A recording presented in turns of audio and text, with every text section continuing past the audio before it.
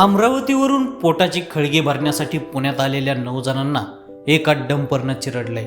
पुण्यात काम शोधण्यासाठी आले, डोक्यावर छत नाही, खिशात पैसे नाहीत, त्यामुळं रात्र फुटपाथवर काढण्याचा विचार केला.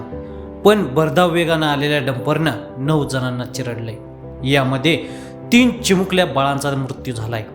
पोलिसांनी देखील तात्काळ चालकाला बेड्या ठोकल्या आहेत. मन हेलावून टाकणाऱ्या घटनेनंतर पुण्याचे अप्पर पोलीस आयुक्त मनोज पाटील यांनी पत्रकार परिषद घेऊन या घटनेची माहिती दिली आहे.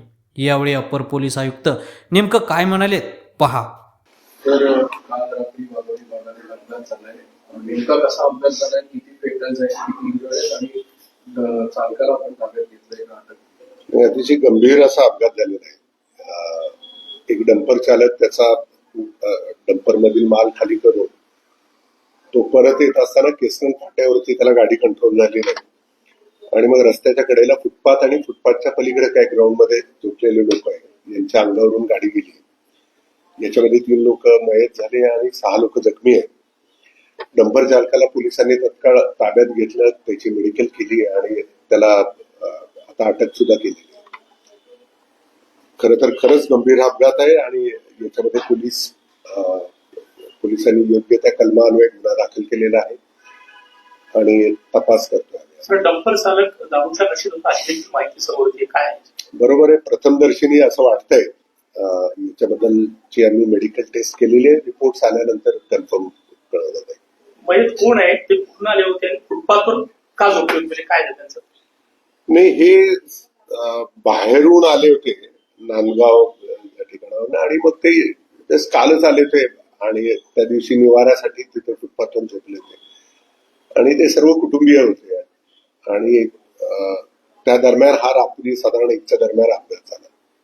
सर, डंपर चालक कोण आहे किंवा डंपर मालक चालकाच्या ज्यांच्या मालकीचा डंपर आहे त्यांच्यावर काही कारवाई करणार आहोत का? नाही, निश्चितच आता डंपर चालकाविरुद्ध तर गुन्हा दाखल केलेला आहे. हा ड्रायव्हर आहे, साधारण 26 वर्षाचा इसम आहे आणि तो गेले अनेक दिवस डंपर चालवतोय. परंतु याच्यामध्ये आणखीन काही नेग्लिजन्स आहे का जो असू शकतो, तर तसा असेल तर पोलीस निश्चित योग्य ती कारवाई करतील. सर, एकूण फेटल्स किती झाले? अपघातांची संख्या वाढते का? त्यात जड वाहनांमुळे होणारे अपघात आणि शहरामध्ये दिवसा उजेडी जड वाहनांना परवानगी नसताना त्याची अत्यावश्यक कामं या क्षेत्राखाली होणारी वाहतूक, ज्याच्यामुळे अपघात वाढत आहेत. बांधकाम क्षेत्रातल्या अत्यावश्यक सेवांच्या नावाखाली डंपर्स किंवा कंटेनर्स मोठे मोठे जे शहरांच्या मध्यवर्ती रस्त्यांवरती चालतात, त्यातून होणारे अपघात. तर एक संख्या आणि दुसरं नियमानुसार ही परवानगी आहे का? साधारण 72 अपघात हे हेवी वाहनांमुळे पुण्यामध्ये झालेले. परंतु आपल्याला कल्पना असेल की पुण्याला रिंग रोड नसल्यामुळे मेजर जड वाहतूक चालते ती आपल्या बेंगलोर मुंबई बायपास रस्ते. याच्याशिवाय शहराच्या मध्यवर्ती एरिया सोडून बाकीच्या एरियामध्ये बंधनं नाही आहेत, पण मध्यवर्ती एरियामध्ये हेवीला बंधनं आहेत, त्या ठिकाणी वाहतूक केली जात नाही. आपल्याला आता या इन्सिडेंट मध्ये सुद्धा की हा इन्सिडेंट रात्री 1 वाजता घडलेला आहे, ज्यावेळेला बंधनं नाही आहेत. रात्रीच्या वेळेला मध्यवर्ती भाग सोडून इतर ठिकाणची बंधनं कमी होतात, कारण मग ट्रकची मुवमेंटच होऊ शकत नाही. तर त्यामुळे हे रिलीफ पुण्यामध्ये रात्रीच्या वेळेला आहे.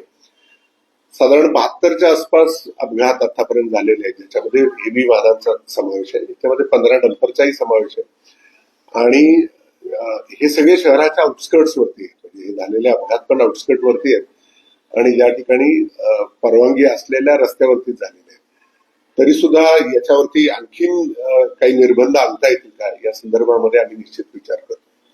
सर, जे मजूर अड्डे तयार होत आहेत आउटस्कर्ट्स मध्ये, ऍक्च्युअली ते बेकायदा आहेत. म्हणजे त्याच्यासाठी काही तिथे रिझर्वेशन नाही आहेत किंवा बाहेरून येणारे हे मजूर अशा पद्धतीनं रस्त्याच्या आजूबाजूला कुठल्याही सुविधा नसताना स्टेशन होतात किंवा राहतात आणि या अशा घटना सुद्धा अनेकदा घडतात किंवा रात्र लॉ अँड ऑर्डरचे इश्यू सुद्धा तिथे पाहायला मिळतात. भांडणं मारामारी असतील, पिक पॉकेटिंग असेल किंवा महिलांच्या संदर्भातले गुन्हे सुद्धा थोड्याफार प्रमाणानं घडतात. बऱ्याच आउटस्कर्ट्स मध्ये शहराच्या चारही बाजूंना हे असे मजूर अड्डे तयार होताना दिसत आहेत अचानक आणि मग ते पुन्हा म्हणजे हंगामी तयार होतात. नाही, पण याच्यामध्ये जर बघितलं असेल तर हे अचानक काल आलेले लोक होते, त्यांना निवारा कुठे मिळाला नाही म्हणून त्या ठिकाणी ते राहिले.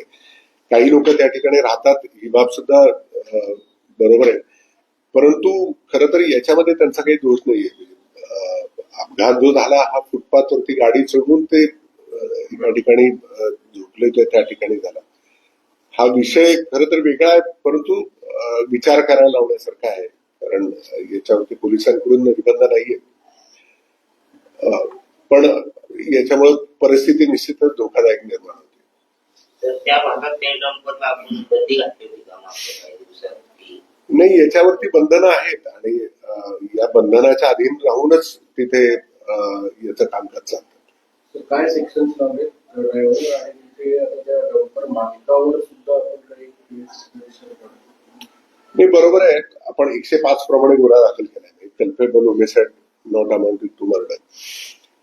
याच्याबरोबरच आपण रॅश ड्रायव्हिंग, ड्रंकन ड्रायव्हिंग आणि इतर जे जखमी झालेले आहेत यांच्यासाठी 125 हे सेक्शन्स लावलेले आहेत. या व्यतिरिक्त सुद्धा पोलीस तपास करतात की आणखीन काही जर याच्यामध्ये कोणाचा निग्लिजन्स दिसून आला तर त्या सर्वांवरती कारवाई होईल. आतापर्यंत इंजुरीजचा आकडा आणि पेटलचा आकडा 6 जण इंजुर्ड आहेत आणि 3 जण